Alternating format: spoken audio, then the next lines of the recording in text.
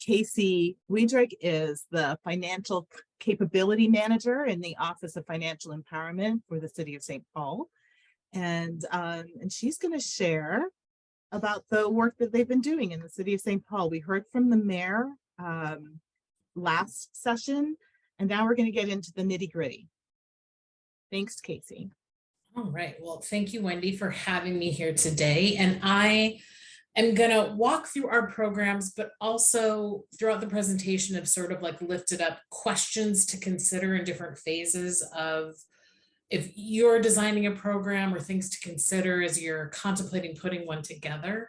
And please, if there are more questions in any of those areas, add them in the chat and I can address them a little later. So if we go to the first slide or the next slide, just wanted to give that little bit of grounding about like what we consider to be the guaranteed income, right? So we're talking about recurring cash payment given to individuals or families in our case, and it's an unconditional cash transfer, no strings attached, no work requirements, no reporting requirements as well. And we are using it, again, we aren't really testing it to replace the social safety net. We're doing it to think through is a tool that can be used in the existing social safety net that, that we're all currently sort of living in. And this idea has been around for a long time. Martin Luther King Jr. really talked about this a lot, of being like the simplest approach to poverty. It really has taken off during the pandemic, sort of had a lot of opportunity to be implemented across the country. And what I'm going to talk about today are the two pilots that the City of St. Paul have actually launched over the next couple of years. I'll sort of talk about them both together and sort of flip back and forth between them, as sort of just like showing you sort of different examples of what we've been doing. And quick, on the next slide is the first background on our first pilot. So in 2020, in October of 2020, we launched, and some of the slide got a little off there, so apologize that you can't see all of that. So we launched the People's Prosperity Pilot, and this was our first guaranteed income pilot. And our goal really was to get cash to St. Paul families with young children so that they could take care of their needs during the pandemic. It was 150 families that people received $500 per month for 18 months. The sort of basis for being eligible for the program was participating in the city's college savings account program, which we'll talk about more in a moment. So families, in addition to receiving the $500 per month, we also gave them $10 a month into their child's college savings account. And again, to be eligible, they had to be part of CollegeBound. The income levels were at or below 300% of the federal poverty guideline, as well as they had to have been financially impacted by COVID-19. So that pilot, we started in the fall of 2020, and we made our last payment to families earlier this year. We really saw, while the research isn't out yet on this pilot, we really saw the benefit to families and heard from families how helpful it was. So we wanted to continue to provide this. So we have now launched our second guaranteed income pilot. You can go to the next slide. So this one is quite similar. And the eligibility is still largely the same. It's still for college-bound families, but it's structured slightly differently, and it's a larger program. So overall, we're recruiting 1,000 families, and they have to be college-bound families into this pilot. And 333 families will receive guaranteed income. And this time it'll be $500 a month for 24 months. But we're sort of upping the investment that we're putting into the CollegeBound account. So children will also receive $1,000 into their CollegeBound account. But we're also doing a larger experiment, and then we're going to have different treatment groups. We'll have a treatment group of another 334 families that will also receive $1,000 into the CollegeBound account. And then we'll also have a control group of families that just participate in CollegeBound. So that's just sort of big overview of what our two pilots look like. And again, if you move to the next slide, I'll just walk through a couple of different things to sort of talk through how we put these pilots together. And here are some of the topics I'm going to touch on, not necessarily in this order. I think, sort of some of the things we thought of during the design and then during the implementation. And again, we'll talk through what we did, but also different questions to consider as you're considering designing your own guaranteed income pilot. So if we move to the next slide, I think first, as you know, our very first step in putting the pilots together was first, like, does the city of St. Paul actually have the authority in our charter to actually provide a guaranteed income? If you are coming from a nonprofit, this may not be something you have to consider, but being a local government that doesn't typically provide direct resources to families, this is something we had to do. So in our first pilot, we actually did pass a local ordinance that gave the city and gave my office, the Office of Financial Empowerment, the authority to provide these payments. But in our next pilot, we got the authority through the American Rescue Plan funds that the city is allocating towards this. So that's just sort of a first step that I think is more for local governments than others, but it's important to sort of consider that sort of like, what's the authority you need to have in place? And then I think for us, the other question that really kind of like, you know, cascades down into some of the other factors you think about is just kind of like, who will distribute the funds? So would it be the local government would do it versus a nonprofit or a foundation partner? So for example, the pilot that we really modeled our pilot after in Stockton, California, which was sort of the first city-led pilot that launched, I believe, in 2018. It was local government really was the champion, but it actually was a nonprofit that was connected to a foundation that actually distributed the funds. But in our case, the local government, the city, we actually do distribute the funds. And this can be important for sort of tax purposes for families. And, you know, can the money be considered a gift so it's not taxable? Or if it's coming from a local government, what are other ways you need to think about it so that it's not taxable for families? So that's sort of that a fundamental question of just like, how are the funds, who's going to be the person administering the funds is important to think about. So again, in St. Paul, we decided to distribute the funds directly, and we're the first pilot that did that. And for us, how we sort of answered the question around taxable is we considered our funds disaster assistance, which again has tax implications for families. And I'll talk a little bit more, I think, in the next one about how we are able to use that disaster assistance designation for these funds. So for us, it really came out of the funding that we used for our pilot. So here is sort of the breakdown of how we're funding both of our pilots. So in our first pilot, the People's Prosperity pilot, we were the first pilot that used public funding for a guaranteed income. And so we did use part of the city's CARES Act funding. And that's what really allowed us to say this was CARES Act funding. It is disaster assistance. It was associated with COVID-19, and we were verifying that each family was financially impacted by COVID-19. We also were able to work with DHS to use part of our whole family systems grant for the direct payments for families as well. But the majority of our funding in that case too did come through privately raised dollars.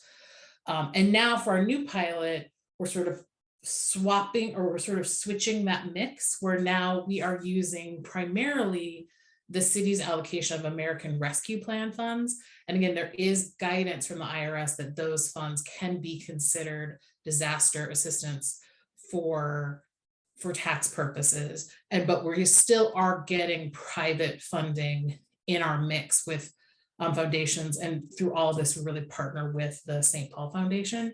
And just to say too, if it can be considered a gift, I saw the question in the chat, if it's coming from a nonprofit for tax purposes, you can consider it a gift, because you're not, as long as the funds are unconditional and you're not asking someone to do anything in response to the funds, that is how it can be considered a gift. And there's other resources we can share about that if folks are interested in more of that.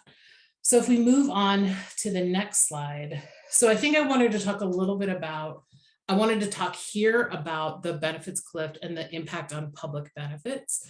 So, and a lot of this I think also comes from our funding and being able to say that our funds are disaster assistance, does have implications for how it impacts some benefits. And that's true for some benefits and not true for others. But I think for us, at least in our first pilot, that was a big part of how we were able to protect some benefits. And also the fact that our first pilot was happening during the height of COVID, when the federal government and the state of Minnesota had a lot of waivers for COVID programming and COVID funding. But so I think for us, the classifications of funds made a difference. We also then really partnered with our public partners. So in the first pilot, really like talking with DHS, getting DHS support, helping us answer questions. We worked really closely with Ramsey County so that they both understood the pilot, understood how, it being disaster assistance impacted different programs. We created sort of a verification letter that participants could use that explained the program, sort of said how we considered it for tax purposes, worked with Ramsey County on the language that they looked at in the DHS manual that said, okay, this is how we're treating it for different things. And sort of we had a letter and then put like a frequently asked questions for caseworkers on that letter so that participants, if there were questions, had something. But we also, again, were available if anyone had someone had a question, we were willing to, participants could connect us with people and we were able to explain it. We did also attempt in 2021 to go to the state legislature and pass a bill to exempt the guaranteed income payments, but specifically for ours, it was a very narrow bill that really was just St. Paul's People's Prosperity Pilot from basically cash programs and medical assistance. And it was modeled on legislation that was passed a few years ago for a different pilot that actually the Minnesota is participating in, that it's called the Baby's First Years. And there are some Twin Cities mothers who are participating in this pilot. And I believe that some families are getting like $300 to $333 a month in a longer term research experiment. And that bill passed, so those payments got exempted. Our bill did not pass. So we did not get a legislative waiver. But I think because it was happening during COVID, we actually didn't see that much impact from participants and their benefits. But now for a new pilot, as we're sort of out of that sort of very specific COVID time, we have been working with DHS to request an exemption for cash programs, which would also have some implications from SNAP. And we have also put in a request with the Social Security Administration to exempt these payments from SSI. There will be a presentation after this from DHS on their current policies. We are still waiting on the Social Security Administration to get back to us.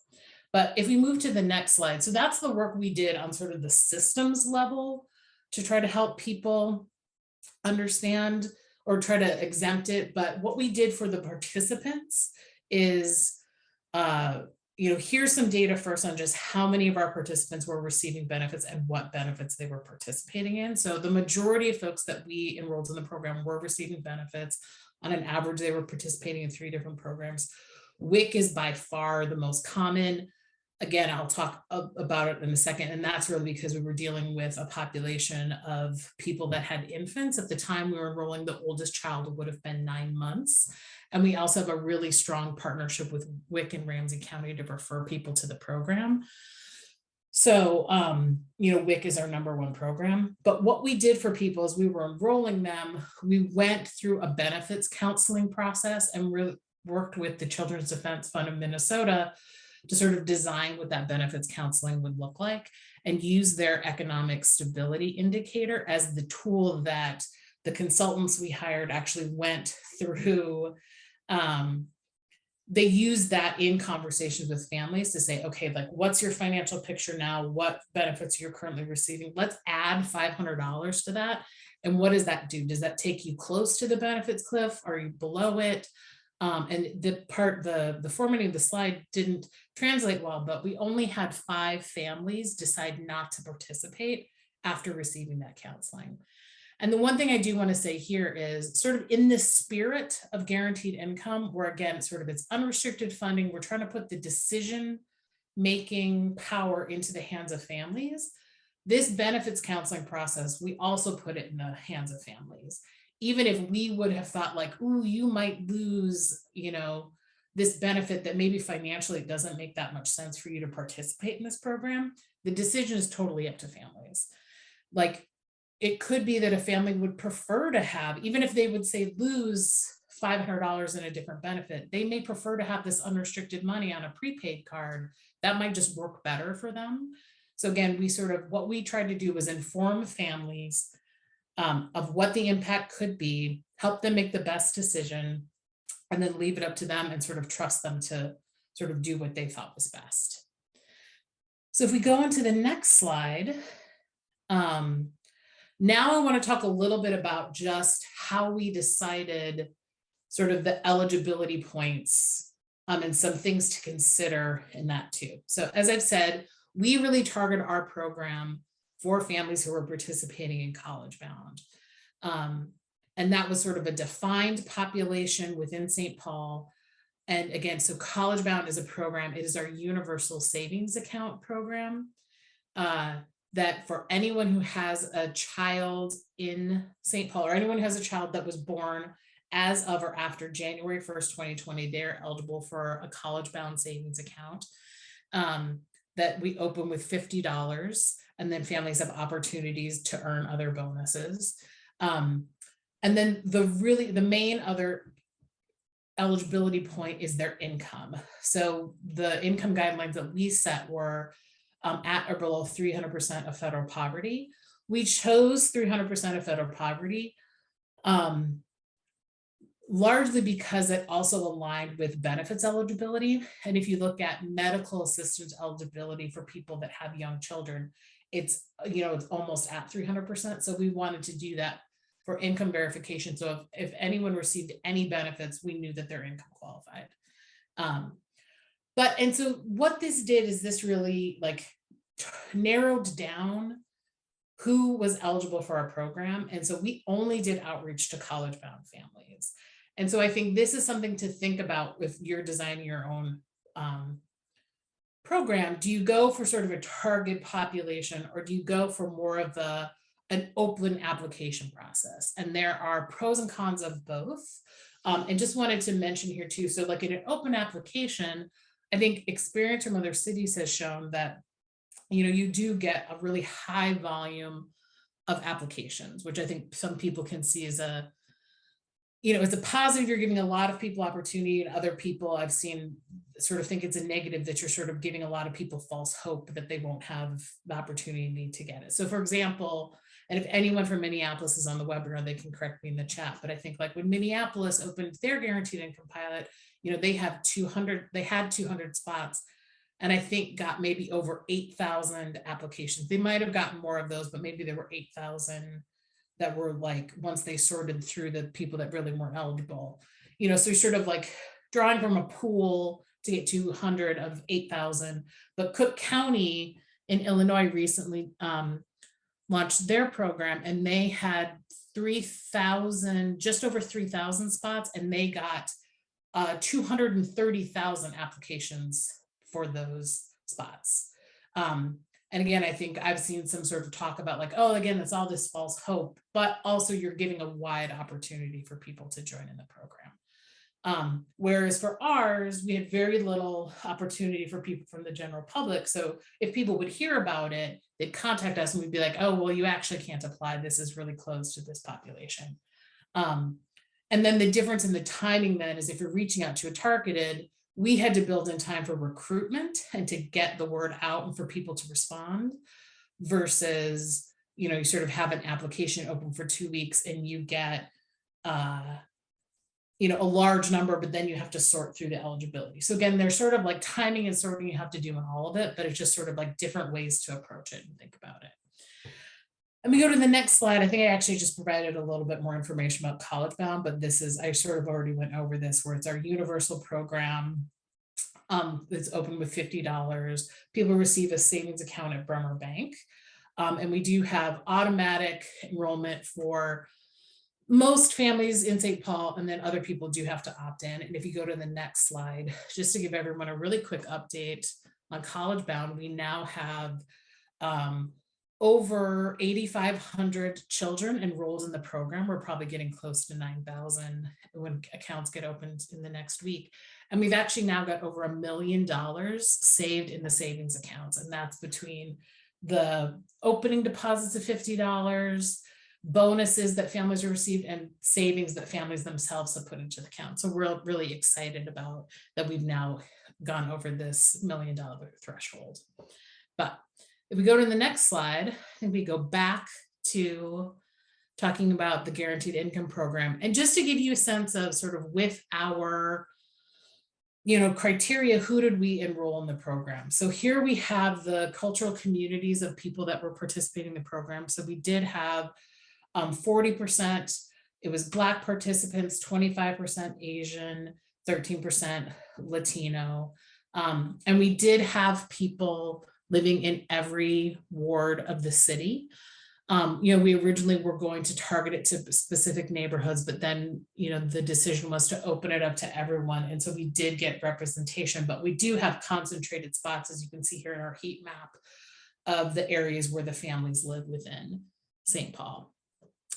And now moving to the next slide, I wanted to move on to the next topic. So if you think about one, how are you structuring it? Who's eligible? What's the payment and how are you going to distribute it? So, there's a couple different questions to answer here. So how much are you giving people? How often? For how long? And how are you going to transfer funds? So what we did in St. Paul was $500 a month for 18 months in our first pilot and 24 months in our second pilot. And for us, we were modeling our pilot off of what happened in Stockton. So they distributed $500 a month. That was something we were able to fundraise for. And we felt like it was a meaningful amount, but not, we know it's not enough to really pay someone's entire rent. We know that's really just a supplement. It's not going to let people sort of that's not enough for everyone to take care of all their needs.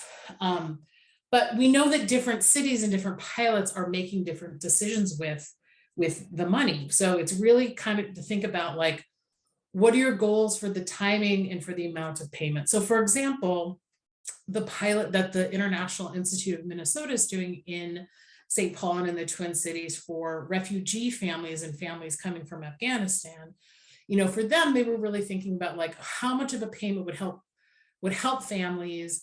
And our big concern is rent. How do we help people be able to pay their rent? So their decision was to go for a shorter amount of time, but give people a larger amount of money. So they're providing $750 a month for 12 months. And I know there are other pilots that are testing giving payments, not just on a monthly basis, but on a weekly basis, or testing a quarterly basis, really sort of thinking through what's the population we're working with and what would actually be helpful to them. I think some of the programs on a weekly basis are actually working with young kids, maybe some kids in high school. And in addition to that, there are other pilots who are experimenting with, do we give part of the money as a lump sum upfront and then regular payments? In particular, there's a pilot that's been started in Denver that's trying to work with homeless populations. So I think they're testing out, do we give people a larger chunk of the money up front to help stabilize them? And then we have larger payments. And I believe there's also in Atlanta, they're testing out a similar thing where people are getting part of the money up front and then sort of, doing the half of it as monthly payments. And I think in the case in Atlanta too, I think they also did a lot of focus groups with families to be how much would help you sort of make ends meet in a month, or if your other benefits were gone, what would you need to make, to get by? And I think families sort of focused around $850. So that's how much that families are getting in that pilot. And then the other question in the payment is sort of, how are you transferring funds? So what are you using to get the funds to families? So in St. Paul, we are using a prepaid debit card. We're using the US Bank Relia card, which is really a minimal fee card. It is free for the city to use, free for participants to use. So it's been a really good product for us. But I think for other programs thinking about this, thinking through the goals you have in transferring the funds, is one of your goals to actually help a population connect to a mainstream bank account? So would you want to like do more of a direct deposit that would go into a bank account? Or is your, are you really thinking about what's easiest for the participants in my program to use? Or is there questions about needing a social security number to open a bank account? And is that going to be a barrier for your population? For us, the Relia card with US Bank, we do not have to give a social security number to open it. So for us, it was a really good solution that we just didn't ever have to ask people about social security numbers as we were enrolling people for the program. And as they're also considering different vehicles to transfer the funds, also thinking about access to data for research purposes. Some partners are doing direct deposit, but through a third-party app that actually gives them access to transaction data in people's bank accounts, as long as families consent to provide that information. So that gives you a whole level of data for research that using a prepaid card, we don't have access to. From US Bank, we can get aggregate data across all of the cards on the types of merchants where people are spending funds. So we can know the percent of funds that people are spending on groceries, but we can't even know how many people are spending at Cub, right? So we get a very high level of data, but it's sort of from that research purpose, like what's the level of data you would want on how the spending happens. So again, the other options that people use, there again, direct deposit, debit cards. And I think there's some programs that are even using Venmo or Cash App, because that's something that when talking with their community, that's how people are transferring cash. So they wanted to use something that the community found really easy to use. So we go into the next slide. We're getting close to the end of my slides here. So just to sort of walk through a little bit, sort of what our process is. And with our Boost program right now, our second guaranteed income program, we're actually in the midst of this right now. So the recruitment happens first around recruiting people into the study with our university partner of Michigan, the University of Michigan. So people sign up for this study, and then that's when they get randomly selected into the treatment groups. Then they meet with an OFE staff person to sort of talk to them about guaranteed income, sign them up for the program. We do that virtually, and we also have people who can do it in different languages. Then if people receive benefits, they go through that benefits counseling process. They meet with a consultant, use the economic stability indicator. And then after that, we sign people up for the card, start to distribute the money on the 15th of the month. And then we're also making the deposits into the CollegeBound account. So if we go to the next slide, just wanted to talk a little bit about what it looks like when people are in the program. So after you get them signed up, there's so much focus on that. So really, it's a pretty low touch program after that. So for us, a lot of the ongoing support is if people lose their debit card, and I would say on average, that's about once a month. We also share information monthly in an email where we're confirming when the payments are going out. Then we also sometimes dealt with questions about benefits, really, again, referring back to Ramsey County, if people had questions. We never had a person who lost benefits because of the guaranteed income program that came to us as if it was a problem, right? People are kind of like, oh, my SNAP benefits changed. We could work with Ramsey County, and we saw that it was another reason. It wasn't that they were receiving the guaranteed income. And then the other thing that was happening a lot was around the storytelling and narrative change work. And if we go to the next slide, just want to talk a little bit about that. And so we did a lot of work. We had a lot of media interest. And so it was a lot of sort of like, sort of being the go-between between reporters and families, seeing that families were comfortable. We also had a documentary film crew come in and sort of seeing that families were comfortable being filmed. And through that, we had, got anecdotes from families about how being the guaranteed income program was like a life raft. And it not only helped them take care of needs, but it also helped them do things like buy Christmas presents for their kids or buy cupcakes for a birthday. We can talk more about it during the question and answer period, but I think the other thing that we did was also work with local artists to tell the stories in different ways. through sculpture, through a coloring book, a dance piece, songs. We've got a podcast. And I actually put a link to the podcast there. That's the Sounds Powerful link. And also wanted to put in, we actually had a story that covered both Minneapolis and St. Paul's guaranteed income programs happened yesterday, that was on NPR. And there's a couple of families that got interviewed for it. So that's like a hot off the presses story. And my colleague Jack is putting the links in there. And then I think if we go, I think I've only got one more slide left, maybe two, and then we can get to question and answers. So just to say, with our research activities, again, the research hasn't come out. We are working with the University of Pennsylvania on our first pilot and University of Michigan on our second pilot. Both will have surveys and qualitative interviews. Surveys every 6 months in the first pilot. In the second pilot, they're having annually, and we will share resources and what we know are results as we have them. And I believe that is my last slide. Oh, just the last, apologies for this one. We do have, there's a dashboard that was launched by the Stanford Basic Income Lab that includes spending breakdowns from pilots. So I shared a little bit here. So through our first pilot, we gave out $1.35 million and put over almost $28,000 into college savings accounts. You can see here the breakdown in the spending. So the biggest category was on sales and services. So that would include, like, again, going to a Target or even a Costco, which probably includes groceries, but again, we sort of get it at the merchant level.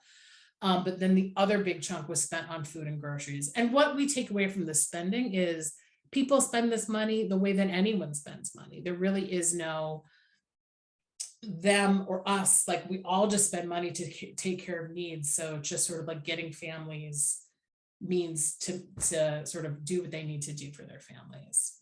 And so with that, thank you so much for the time today, and happy to answer questions.